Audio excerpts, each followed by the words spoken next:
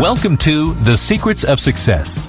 By following the proven techniques of the guests who appear on this series, you'll learn that even successful people run into detours and failures, and how you can apply their success techniques to change your life. You're now listening to the most unique show on radio, the show dedicated to making you a success.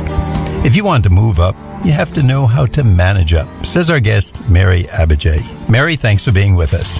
Hey, Bill. Thanks for having me. It's great to be on your show. Now, you've written a book simply called Managing Up, but this isn't just a theory you've come up with, etc. You've been working in the business area and making businesses more productive for over 20 years. Am I correct? Yeah, I have. So I do, my day job is I own a consulting firm called Careerstone Group, and we are organizational development consultants and leadership development consultants. So we do one of two things. We're either helping organizations create dynamic workplaces, high engagement cultures, great places for people to work, or we are helping people become high engagement people, successful leaders, and so that they will then also have the ability to create great places. So it's a really great business. I love it. And in these 20 years doing it, I have seen over and over people not quite understanding how to manage up. So I thought, you know what? There's like tens of thousands of books on managing down, but there's literally like 4 books on managing up. So I thought there's some room in that space for this conversation. There we go. And I think once our listeners hear this, they can say, oh my gosh, this was so simple. Why didn't I think of that? And this can't be that easy. But the concept is right there before us. You begin by telling us that everybody has a boss, and before the show I was kidding you. I told you when I was a youngster, I thought cowboys and bus drivers and doctors didn't have bosses because they could kind of do their own thing, and I kind of thought the bus driver could go wherever he wanted, the beach, the mountains, etc. But it's really true. I mean, even the person we think doesn't have a boss probably has stockholders or shareholders or some voting group that controls his or her future. Am I correct? Absolutely. I mean, everyone, the CEO has a boss. They have a board of directors and shareholders. The President of the United States has the American people. I've owned my own business now for 25 years, and my bosses are now my customers and my clients.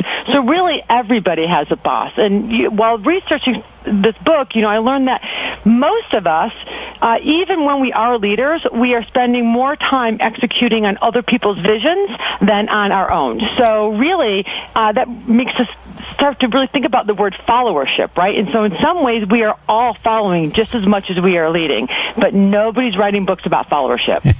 No, that just doesn't sound good. You have to have the visual aid there that we're a leader and we're ahead of the pack.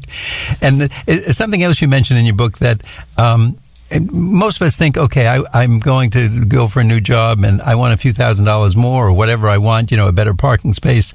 But you point out that most people leave their jobs due to a bad boss or a bad relationship with the boss. Yeah, it's the number one reason why people still leave their jobs. Yes, people also leave their jobs for better opportunities, more money, but it's the boss that isn't on their side. It's the boss that isn't supportive. It's the boss with whom they have a bad relationship. The boss who doesn't find you valuable or value you is still the number one reason why people leave the job.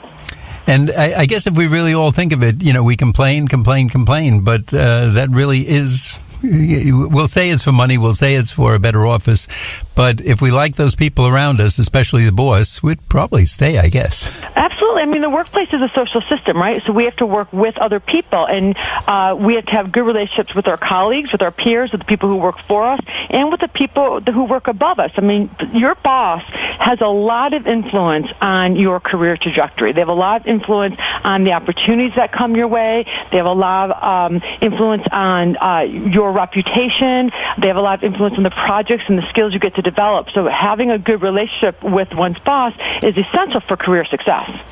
Now, Chapter 1 is simply entitled Stop Complaining and Start Winning. But I told you right after that you have a quote, and I'd like you to explain it to us. Okay. It says, once I gave up the hunt for villains, I had little recourse but to take responsibility for my choices. Needless to say, This is far less satisfying than nailing villains. It also turned out to be healing in the end, or to be more healing in the end. Tell us what that means. What it means is that we cannot let ourselves become career victims, right? So let's say we have a boss who's not perfect, who's not the unicorn boss, a boss who's difficult, a boss that is not our ideal boss. We can either choose to complain about that boss and blame our career on that boss, or blame our workplace happiness on that boss, or just sit around and wait for that boss to be different or do something different.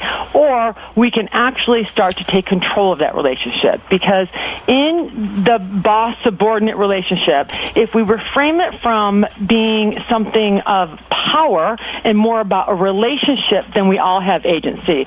So that quote really means so much to me, because I'm telling you, the 20 years I've been doing this work, the people that choose to complain about their boss and not do anything about it just makes me sad, right? I just want people to have agency and understand that complaining doesn't get you anywhere. It puts you in a cloud of bitterness, and that cloud of bitterness is not going to help you be successful or happy at work.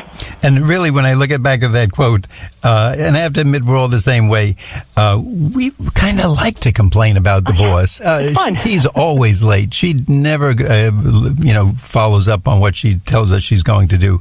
Whatever it is, there's some fun about that. But as the person you took the quote from, it also turned out when they took responsibility, it was far more healing in the end and better for their career, I guess.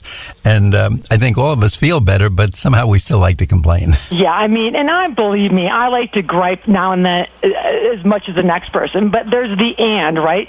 So complain, sure. Should your boss do that? Yes, they should. Does your boss need to give you more information? Yes, they do. And they're not going to do it. So then what then for you, right? So yes, go ahead and complain internally, and then go ahead and take actions to get what you need from that relationship. Because once we just complain, that puts us into a place of no power. And that's a place I want people to get out of. I want to empower people to take control of their careers. Barbara, if we were in an elevator together or something, and I look and say, oh, boy, look at this. I'm standing next to an author. I'm sorry, Mary. I'm calling you Barbara. That was the person quote, yeah, from the quote. But I'm standing next to the author of Managing Up, and we only have a few seconds. What is the overall concept of managing up? What does that mean? What it means is how to build a really robust relationship with the boss you actually have, right? And when you're building a robust relationship, it's about figuring out what your boss needs, what you need, and what the organization needs. So it's not about sucking up. It's not about being a sycophant. It's not about just, being a pushover. It's about trying to develop that relationship consciously with the powers above us so that you can get a win for them, for you, and for the organization. So it's about making strategic choices to make that relationship work. And it's also about understanding we can't change other people. We can only change how we react with them. You can't make your boss change who she is. You can't make him do things differently, but you can control how you interact. And if you're skillful and choiceful about your interactions, you may be able to influence them to do things differently. Mary, what I would like to, at this point in the show, let our audience know that our guest today is Mary Abbajay, Abbajay. Her book is Managing Up. And Mary, would you tell us, is there a website and where we can get the book? Yes, the website is, and it's a fancy one, it's managingupthebook.com. Okay, fancy, yes. Very fancy. And you can buy it on Amazon, Barnes & Noble, Target, Walmart, anybody, any mass retailer that sells books. Now, you point out something very real in your book, and as I said, we all like to complain, but basically the boss is not going to change. Is that correct? Did I get it right? Correct.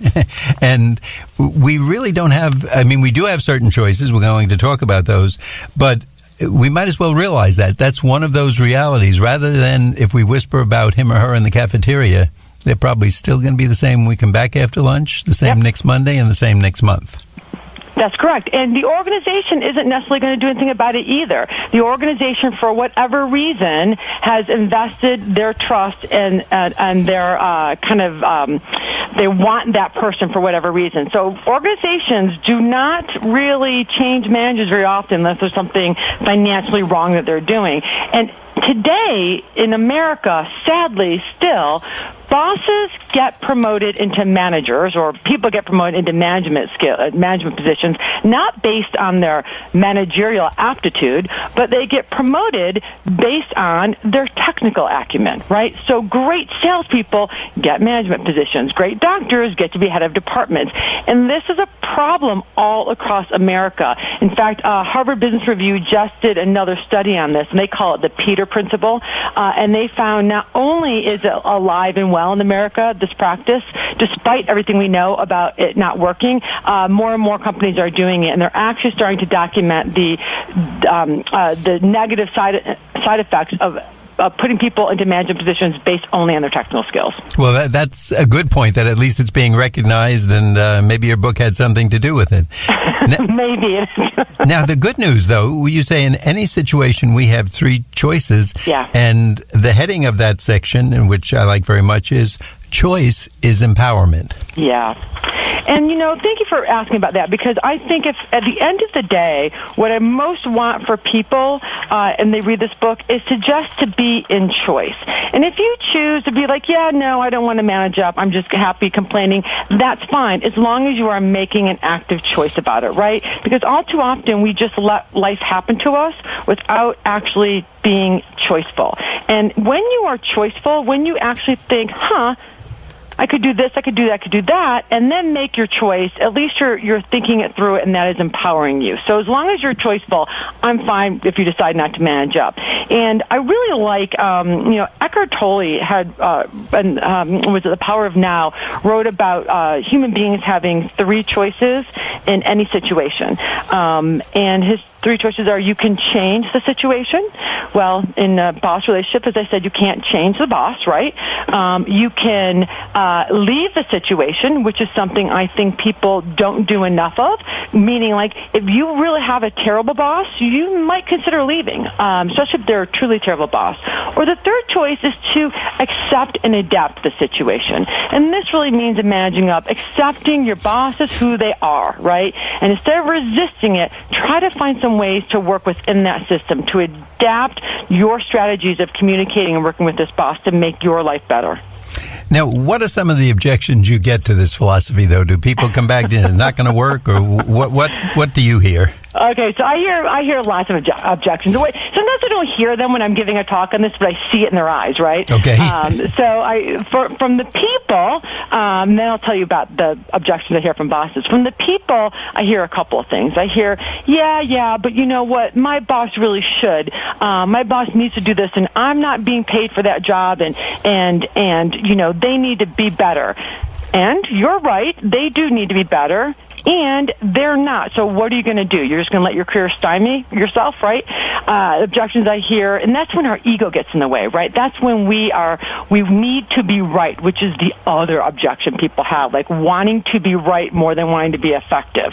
Another objection I often hear is if I modify my behavior to make her happy, then I'm only reinforcing her bad behavior. Well, that may be true. However, her bad behavior still isn't going to change. And your resisting what is not going to help things at all.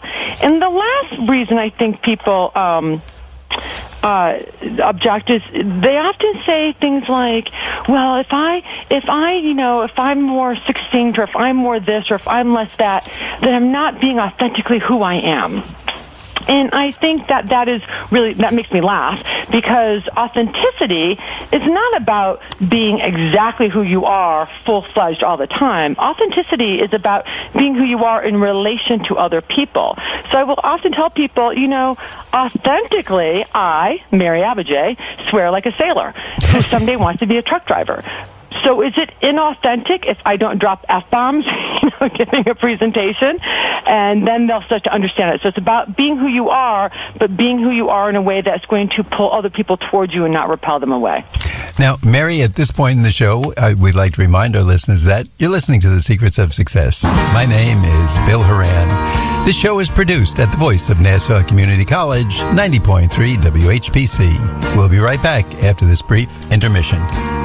This program is brought to you by Nassau Community College, which offers a paralegal studies program. Students can major in paralegal studies while earning their associate's degree, or earn a paralegal certificate if they already have a college degree. These programs can even help you start a second career as a paralegal. It's a program for anyone who wants to work in a law office assisting lawyers, the government, or a position in an insurance company. More information about full-time, part-time, days, evenings, weekends, or online courses is available by calling 516-5